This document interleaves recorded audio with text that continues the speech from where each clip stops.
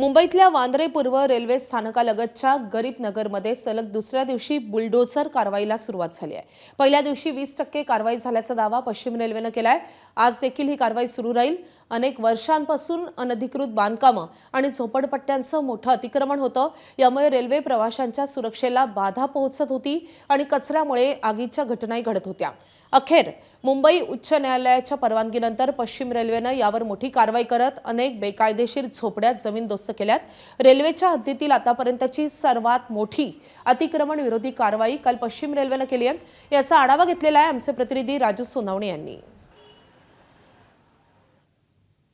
मुंबईतल्या वांद्रे रेल्वे स्टेशनच्या बाहेर गरीब नगरची झोपडपट्टी आहे आणि ही झोपडपट्टी तोडण्याच्या कामाला सुरुवात झालेली आहे। मुंबई उच्च न्यायालयाच्या आदेशानंतर या कारवाईला सुरुवात झालेली आपण पाहायला मिळतोय। खरं तर अनेकदा ही झोपडपट्टी तोडण्याचा प्रयत्न केला गेला होता, मात्र काही कारणास्तव ही कारवाई थांबवली गेली होती। मात्र आता ही कारवाई जी आहे ती कालपासून सुरू झालेली आहे आणि 5 दिवस ही कारवाई सुरू राहणार आहे। त्यामुळे जवळपास 400 अनधिकृत झोपड्यांवरती जो आहे तो बुलडोझर जाणार आहे। क्षेत्रफळ जवळपास आपण पाहतोय की 5200 चौरस मीटर रेल्वेची जी जागा आहे ती अतिक्रमण मुक्त होणार आहे आणि त्यासाठी ही कारवाई सुरू झालेली पाहायला मिळते। आपल्याला मोठ्या प्रमाणावरती पोलिसांचा फौजफाटा तैनात करण्यात आलेला आहे। त्यामध्ये आरपीएफ असेल, जीआरपी असेल किंवा मुंबई पोलीस असतील, या सगळ्यांचा पोलीस फौजफाटा जो आहे तो तैनात केला आहे। 1000च्या आसपास पोलीस तैनात करण्यात आलेले आहे आणि आपण पाहतोय की पश्चिम रेल्वेची जे काही टर्मिनल्स आहे त्याचं विस्तारीकरण आहे आणि त्यासाठी ही कारवाई जी आहे ती सुरू झालेली आहे। मात्र गेल्या अनेक दिवसांपासून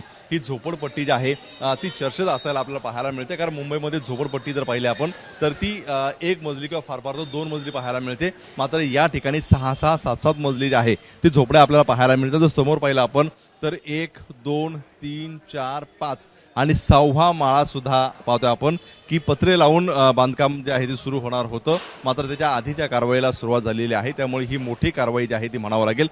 कॅमेरामन सचिन शिंदेसह राजू सोनावणे, एबीपी माझा, मुंबई।